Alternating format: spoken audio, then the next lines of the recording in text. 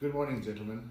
I hope you're well, and I hope you're keeping well, not only physically, but spiritually and emotionally as well, and I hope you're looking after your mental health. We have an award to make at the start of this assembly to a group of boys who've done some remarkable things in these past few weeks. And I'll read out the message from our cultural director. So below is a message for our cultural clubs this week. It is technology married with liberal arts, married with the humanities, that yields us the results that make our hearts sing. And this quote by Steve Jobs pays tribute to our cultural clubs and societies who've managed to dust our souls and give us much joy during lockdown. The virtual performances by our pipe band, our big band, our gumboot dancers, and then the photographs on our red, white and green Instagram handle, as well as some of our e-publications of the boys' highlights, remind us of our magnificent school and its magnificent people. Your performances and talents have not only brought smiles to our faces, perhaps a tear to the eye, but also remind us of who we are. And it is with pleasure that I award the Cultural Club trophy to the pipe band, our big band, our gumboot dancers, our photographic society, and the editorial team of the boys' highlights. This goes out to all of you boys and all the incredible staff who've been supporting you. Thank you. You are the birds that sing, not because you have an answer, but because you have a soul. That is the only award that we have this morning, but I do have a couple of remarks to make to you before I share with you a very short message that I wish to say at the end of this week, and at the start of a historical moment that's going to happen on Monday when the beginnings of the reopening of our school is going to take place. So an update of where we are at the moment. Our Form 5s were surveyed a number of weeks ago, and of the approximately 280 respondents to that survey, 95% of those Form 5s indicated that they would be coming back to school. And they'd be coming back to school as soon as they possibly could. So we had to work out how to do this, and how to do this to ensure the safety of the boys and the staff, and how to do this particularly enforcing what is called physical distancing or social distancing.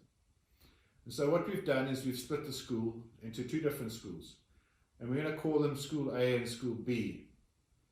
And these schools will come to school on alternate days. So School A will come to school the first day, School B the second day, School A the third day, and so on. When the boys arrive, along with the staff, you'll be screened at the gate, which means that you'll be checked to see that you're wearing a mask properly, your hands will be properly sanitized, and a thermometer will be used to take your temperature at the gate. You will then come into the school, you'll be given a thorough briefing on safety and hygiene with very strict physical distancing at all times. And between every class that you go to, you'll make sure that your hands are sanitized and that you practice very strict hygienic protocols. Your desks and the surfaces in the school will be cleaned every day and between lessons as well. The lessons we're going to have are going to be slightly longer than normal because you're only going to come to school every second day. So they'll be an hour long, with a day starting at 8 o'clock and ending at just after 3:30. I know it's a long day, but you're only going to be attending for 5 out of every 10 days. On the days off, those days that you're not attending school, you can work at home if your parents permit you to, or if they want you to come and work at school, we will have a supervised study venue for you in the library at which you can work. Sadly, there will be no extramurals until we're given permission as to what we're allowed to do, but we're working really hard to try and provide you with some form of exercise, at least in the upcoming weeks. For those who do not come to school, who cannot come to school, distance learning will continue for you, and for those forms still at home, obviously you're not allowed to come to school yet, the online program will continue as normal. You must understand that the safety and security of our boys and our staff is our number one priority, and you must all make sure that we work together to ensure that this happens. Our state president the other night put it so well when he indicated and he said that there's so much control that a state can do, and there's so much supervision that a state can do, and eventually you hand it over to the citizens of that state and say, it's now up to you. Well, when you come back to school, we will look after you, we'll put things in place, but a lot of it will be up to you to make sure that you behave properly, appropriately, and you follow all the rules in these very strange times that we are. We will pay very special attention not only to your physical well-being, but to your emotional well-being as well, as these have been very difficult times. And we need to understand that to connect with each other again and to connect with this space and this place that we call school, to feel that sense of togetherness and sense of belonging is so important to all of us. And so, gentlemen, that is a brief update on where we are at the moment. The brief message that I want to share with you this morning comes from a phrase that I first heard a number of years ago, and it was talking about human beings and what our needs as human beings are. And this phrase spoke about a social engagement, and it said one of the things that people do when you go into a space for the first time, when you arrive as a new boy at a school, when you arrive as a new employee in a place of work, when you arrive at a social gathering, at a party, at a function, is one of the first things we do as human beings is we look for the eyes of another. And that phrase has stuck with me for ages, because you're talking about what it feels like to see another person, but not just to see them, to recognize them, but to look into their eyes and feel that there's a connection, and to feel that you belong to the space because of someone else that is in that space. Our eyes have become quite important organs of our bodies in the last couple of weeks, because, as we all know, and this routine has become pretty standard, as we've washed our hands and poured enough sanitizer on them,